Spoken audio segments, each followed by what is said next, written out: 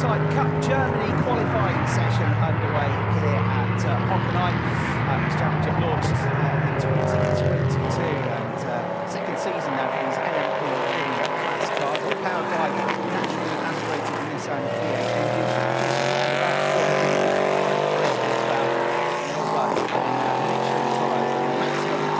Sets of slicks that you can use across the course of the weekend happily. We're doing just that here at Oschersleben.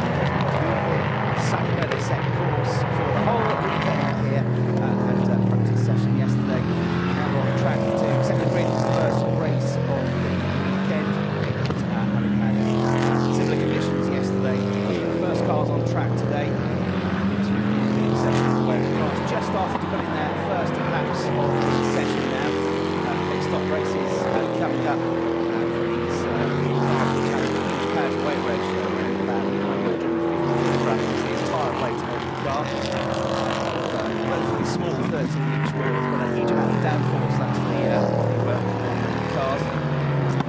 Three cars have been on the scene now for about 7 years or so, and 4 different chassis manufacturers that used at the championship this year. Engineering, Ginetta and ADAC, two drivers. Most of the cars are shared cars with 2 drivers. Mandatory pit stop for every car in the race. Competitive times are starting to come through here, and every time something goes across the line, you get a different potential pole sitter. So Phil Danny Sufi, number 2 motorsport car, just now on 21.443. Almost immediately that time is leading by the PGA, which is the ADAC Motorsport car.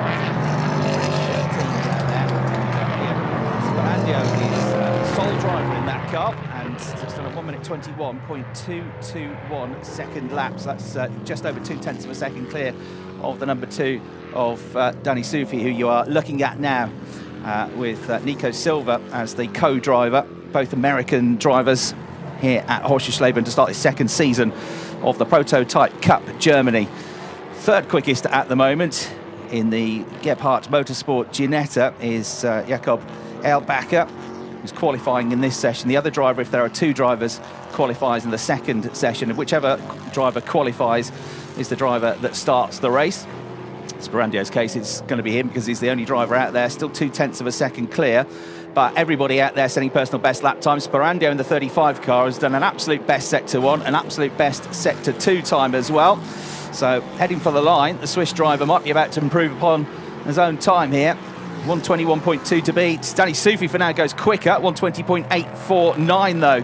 And then Sporandio just behind on the circuit goes even quicker than that, 1 minute 19.843. So it looks like a duel at the moment between these two, although there's just over a second between them. Marcus Pommer, though, the ex-Formula 3 driver, splits the pack and by 0.8 of a second has gone in between them with the number 72 car you can see on screen there, currently dropping down to 7th place, and that is the Koroinen Kempi Motorsport car, one of the Finnish team that's out there running one of the DeQuinn chassis. Lawrence Hoare is the driver that's doing the qualifying session now. He's one of the gold level drivers, and so what Lawrence can do now over the line, and goes fastest of all with a 1 minute 19.814, but only by 29 thousandths of a second. There's a hot lap at the moment though for Marcus Pommer, who slipped back to 4th place in the number 15 car. Absolute best first sector time. The first sector takes in the run through the tight left-hander at turn 1, the very tricky hotel curve at turn 2, which arcs back on itself and which catches lots of cars out with understeering. They go up the short link straight to turn 3, out of turn 3, which is a big sweeping left-hand hairpin. That's where sector 1 ends.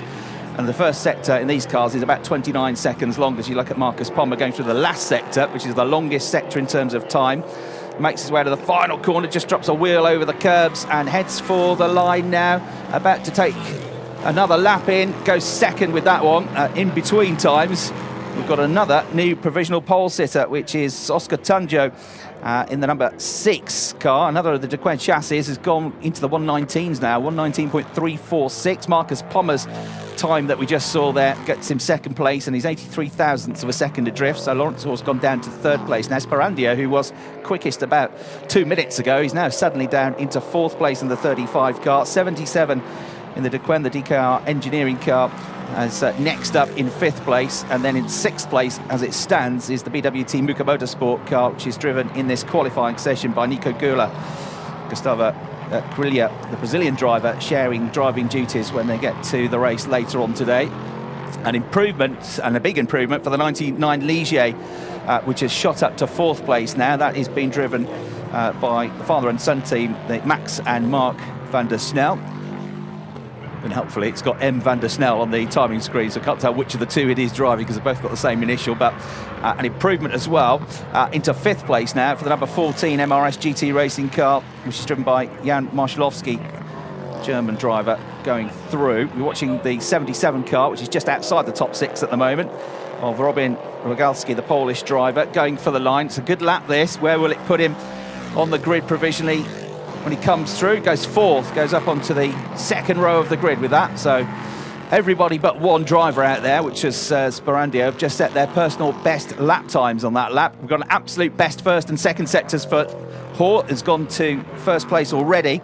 And Lawrence Hoare, the German driver, might be about to go even quicker. A 1:18.953, his own benchmark time to beat. Can he get an even quicker time? It's going to be a 1:18 again. It's a 1:18.4 this time. So terrific first lap, which puts him 6 tenths down, 6 tenths up rather, on Tunjo. And a replay, slow motion, of the handling of these cars.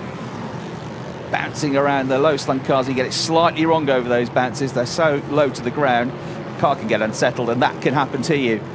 So a slight error there from Rogalski, who's in 5th place at the moment, to go off the road as we go into the final 5 minutes of this session. The Van der Snel car has gone 3rd quickest now with a 1:19.295.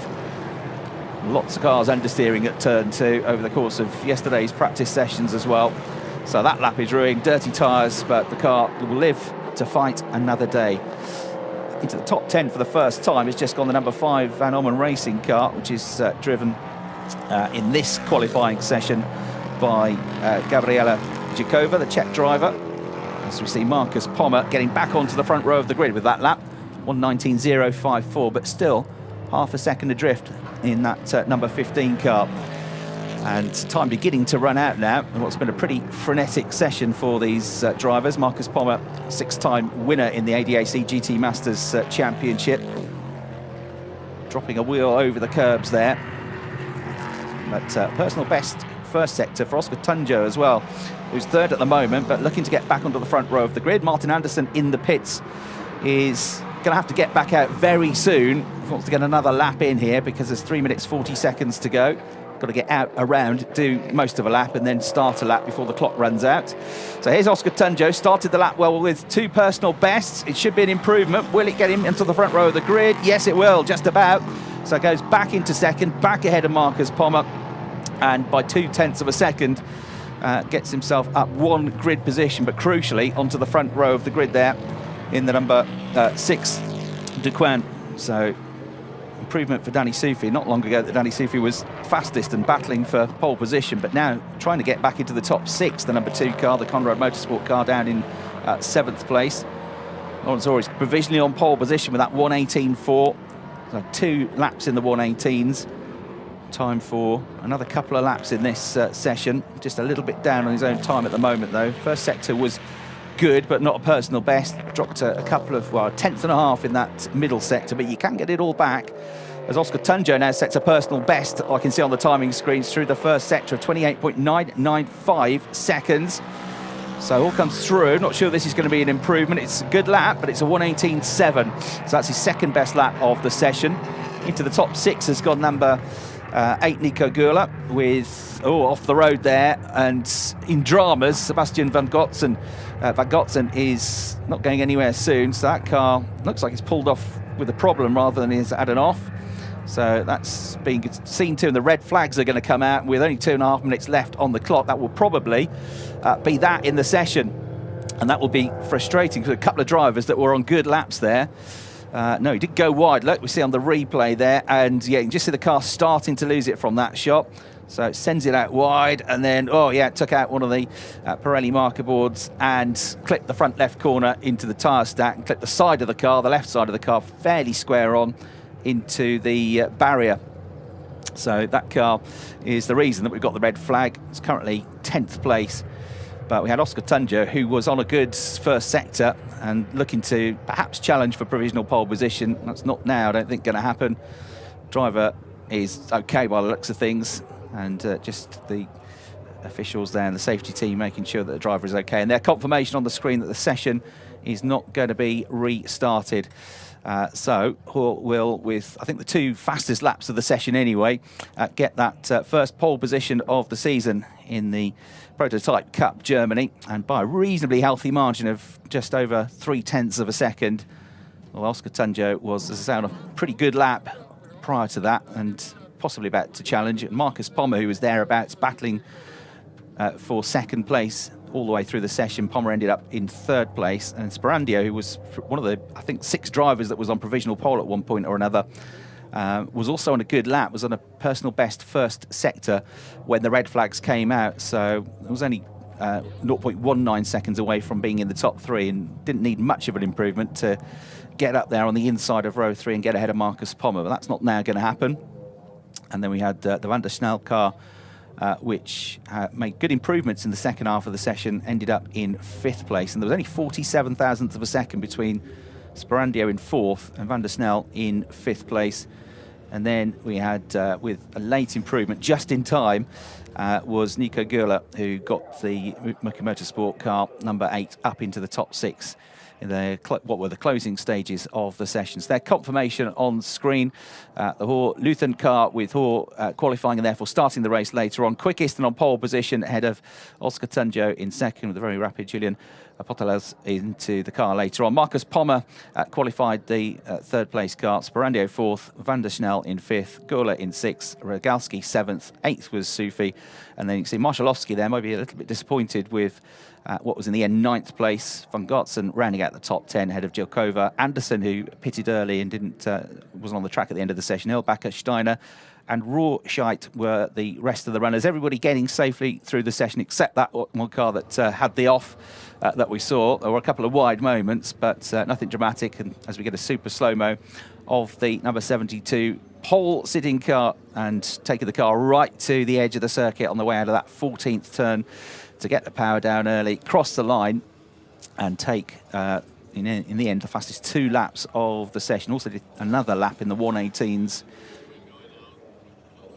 So that is it for qualifying. We will see you again later on for the first race of the 2023 season.